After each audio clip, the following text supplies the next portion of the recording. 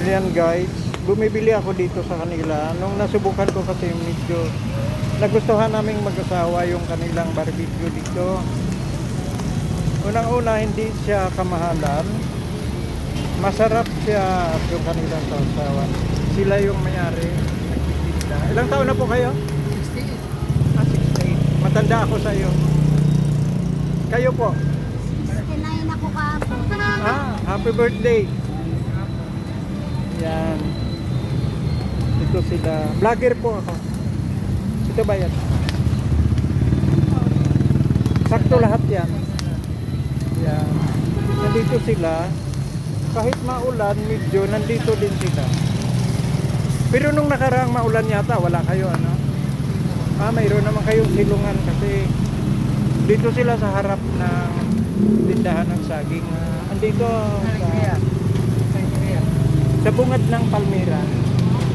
Bungad ng ano dito, ayan. Dito. Tapos dito yung sakayan ng tricycle. Yan. Yan. Pero ako maglalakad lang.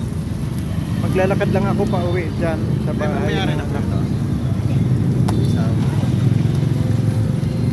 Ang laki ng puset. Wow, grabe laki oh. Magkano po isa dyan? 150. Ang galing. Talagang kumikita ang kabuhayan nila. Meron pa pong ano? Matanda ako sa kanya kasi ano na ako eh. Nakadugo. 96 years old na ako eh. Kaya siya 68 lang. Bata pa. Bata pa po.